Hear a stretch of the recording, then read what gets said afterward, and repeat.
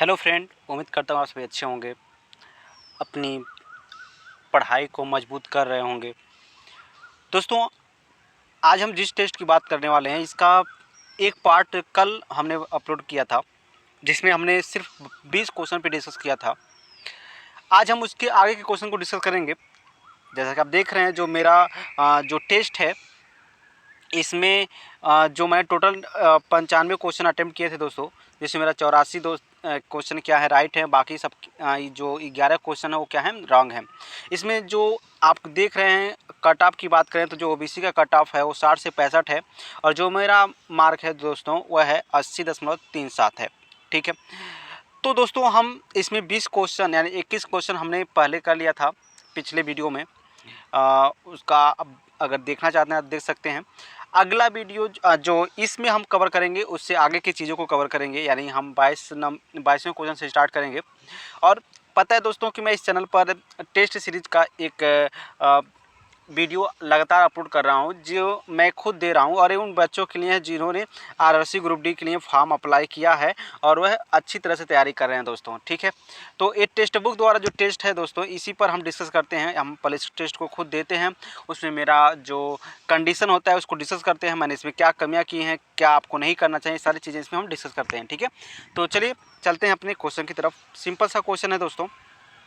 अगर हम अपने 22 नंबर के क्वेश्चन पे जाएँ तो देखेंगे दोस्तों, जो 22 नंबर का क्वेश्चन है दोस्तों, मेंडलीव की आवर्त सारणी में जो 36 पंक्तियाँ को क्या कहा जाता है दोस्तों। देखिए, जो मेंडलीव की जो आवर्त सारणी है दोस्तों, ठीक है, उसमें आवर्त सारणी में जो 36 पंक्तियाँ ऐसे जो खींची जाती हैं इन्हें हम लोग बोलते हैं आवर्त। ठीक है, इन्हें क्या बोलते हैं हम लोग आवर्त। इसको इंग्लिश में अगर आप बोलें तो ये पीरियड कह सकते हैं दोस्तों। ठीक है, और जो ऊर्ध्वाधर कॉलम होते हैं दोस्तों इसको हम बोलते हैं जो ऊर्ध्वाधर रेखाएं होती हैं दोस्तों इनको हम क्या बोलते हैं, इनको बोलते हैं वर्ग बोलते हैं। ठीक है, तो जो आधुनिक आवर्त सारणी है दोस्तों, ठीक है, इसमें 7 आवर्त हैं और 18 क्या होते हैं कॉलम होते हैं, यानी सॉरी 18 क्या होते हैं वर्ग होते हैं। जो 18वां वर्ग है दोस्तों, ठीक है, इसे शून्य वर्ग के नाम से भी जाना जाता है। ये इसमें नोबल गैसें होती हैं दोस्तों, यानी उत्कृष्ट गैसें आप कह सकते हैं, अक्रिय गैसें कह सकते हैं। ठीक है दोस्तों, जैसे आर्गन, नियान, क्रिप्टॉन और हीलियम, ये सब क्या हैं दोस्तों अक्रिय गैसें हैं दोस्तों। ठीक है, आपको पता है दोस्तों एक क्वेश्चन बहुत बार पूछा जाता है, आवर्त सारणी में किस तत्व को दोस्तों आवारा तत्व कहते हैं दोस्तों। तो आवर्त सारणी में जो दोस्तों एच है, हाइड्रोजन है दोस्तों, इसे हम क्या बोलते हैं आवारा तत्व कहते हैं। यानी आवर्त सारणी में इसका जो स्थान है दोस्तों निश्चित स्थान नहीं है। ठीक है, तो ये सारे चीज़ें हैं जो क्वेश्चन में मतलब जो पूछे जाते हैं। बाकी और भी जो इसमें आप देख सकते हैं, इसमें देखिए दोस्तों जो बाईं ओर धातुएं हैं और दाईं ओर क्या है अधातुओं को रखा गया है दोस्तों। इसमें 17वें समूह के तत्व जो हैं दोस्तों ये हाइड्रोजन तत्व कहलाते हैं। ठीक है, और 18वें जो समूह के तत्व हैं दोस्तों इनको बताया ना उत्कृष्ट गैसें भी कह सकते हैं, महान तत्व के नाम से भी जानते हैं, अक्रिय गैसें भी कह सकते हैं। तो ये सारी चीज़ें आपको याद रखने चाहिए। ठीक है, चलिए आगे चलते हैं। ये रीजनिंग का क्वेश्चन है दोस्तों, बहुत ही सिंपल सा है, आप देख सकते हैं क्या हो रहा है, अच्छी तरह से रिलेशन निकाल सकते हैं, कोई दिक्कत वाली बात नहीं है। ठीक है, इसमें क्या किया जाएगा, ये इसके अंदर जो ये आपका खष्टभुज दिख रहा है दोस्तों, षष्ठभुज है। ठीक है, इसके अंदर जो त्रिभुज को एक ऊपर और उल्टा करके रखा गया है, तो सेम यही कंडीशन यहाँ भी हो जाएगा। ठीक है, चलिए ये मैथ का क्वेश्चन है, बहुत ईजी है, आप समझ कर सकते हैं। यहाँ पर देखें तो पानीपत का जो तीसरा युद्ध है, ठीक है, पानीपत का जो तीसरा युद्ध है दोस्तों, इस युद्ध के बाद ये पूछा गया है कि किन के बीच में लड़ा गया था। तो आपको पता है दोस्तों पानीपत का जो तीसरा युद्ध है यह लड़ा गया था 1961 में लड़ा गया था दोस्तों। किसकी 1961 में पानीपत का तीसरा युद्ध लड़ा गया था। ठीक है, सॉरी दोस्तों, पानीपत का जो तीसरा युद्ध लड़ा गया था वो लड़ा गया था 1761 ईस्वी में। ठीक है, और ये लड़ा गया था मराठा और अहमद शाह अब्दाली के बीच में यह युद्ध लड़ा गया था। ठीक है, मराठा और अहमद शाह अब्दाली के बीच में यह युद्ध लड़ा गया था। इसमें जो है मराठा जो होते हैं विजयी होते हैं दोस्तों इस युद्ध में। ठीक है, और अगर बात करें दोस्तों पानीपत का प्रथम युद्ध, तो ये आपको पता है 1526 ईस्वी में लड़ा गया था पानीपत का प्रथम युद्ध, और बाबर और किसके बीच में लड़ा गया था, इब्राहिम लोदी के बीच में लड़ा गया था। ठीक है, बाबर और इब्राहिम लोदी के बीच में पानीपत का प्रथम युद्ध लड़ा गया था। पानीपत के द्वितीय युद्ध की बात करें दोस्तों, तो यह अकबर और हेमू के बीच में लड़ा गया था और 1556 ईस्वी में, याद रखिएगा 1526 ईस्वी में पानीपत का प्रथम युद्ध लड़ा गया था बाबर और इब्राहिम लोदी के बीच में। 1556 ईस्वी में पानीपत का दूसरा युद्ध लड़ा जाता है अकबर और हेमू के बीच में, और 1761 में पानीपत का तीसरा युद्ध लड़ा जाता है अहमद शाह अब्दाली और मराठों के बीच में। ठीक है, तो ये चीज़ें आपको याद रखना है। ठीक है, बाकी और सारे युद्ध हैं, जैसे घाघरा का युद्ध, तो घाघरा का युद्ध 1527 में लड़ा गया था, बाबर और मराठों के बीच में लड़ा गया था। चौसा का युद्ध शेर शाह सूरी और हुमायूं के बीच में 1539 में लड़ा गया था। प्लासी का युद्ध दोस्तों 1757 ईस्वी में लड़ा गया था, और वांडीवास का युद्ध जो है 1760 में लड़ा गया था। तालीकोटा का जो युद्ध है 1765 में लड़ा गया था।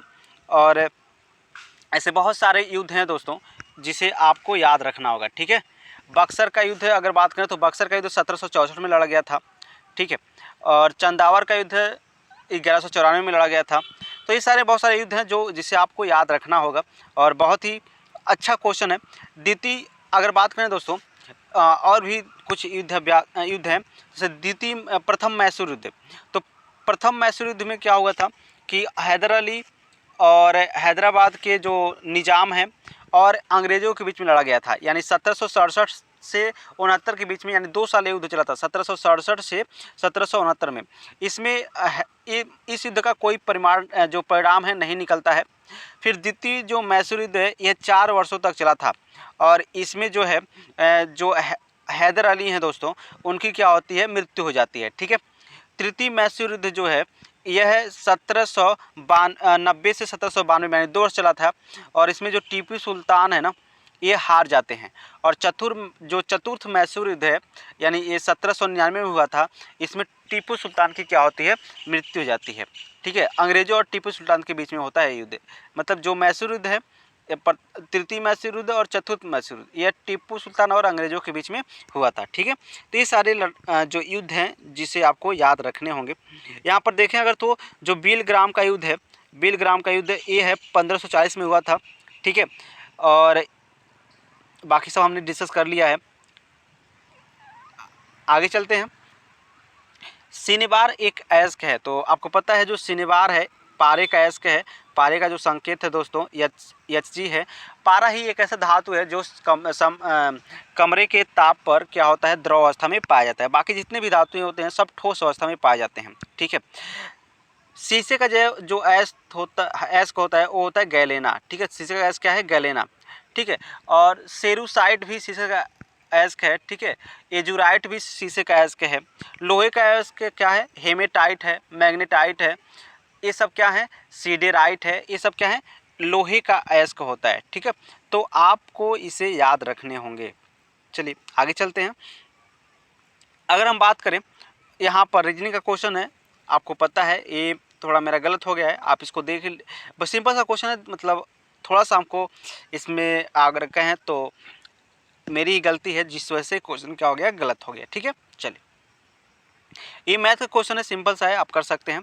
यहाँ पर देखें अगर सिंधु घाटी सभ्यता के काल में निम्न में से कौन सा एक प्रसिद्ध बंदरगाह है, तो आपको पता है दोस्तों गुजरात में लोथल जो बंदरगाह था यह क्या था, प्रसिद्ध क्या था, बंदरगाह था लोथल। ठीक है, कहाँ था, गुजरात में। सिंधु घाटी सभ्यता जो है दोस्तों एक कांस्य युगीन सभ्यता है। ठीक है, कांस्य युगीन सभ्यता है सिंधु घाटी सभ्यता। ठीक है, इसमें जो हड़प्पा है दोस्तों, हड़प्पा में सबसे बड़े ईंट का प्रमाण मिला है, सबसे बड़ी जो स्नागार होता है, सबसे बड़ा अन्नागार होता है, सूती वस्त्र का प्रमाण भी हड़प्पा में ही मिला है। बात करें मोहनजोदाड़ो की दोस्तों, तो जो मोहनजोदाड़ो है इसकी जो खोज किए थे दयाराम साहनी ने किया था। किसने किया था, दयाराम साहनी ने। ठीक है, और हड़प्पा का जो खोज है दोस्तों, ठीक है, हड़प्पा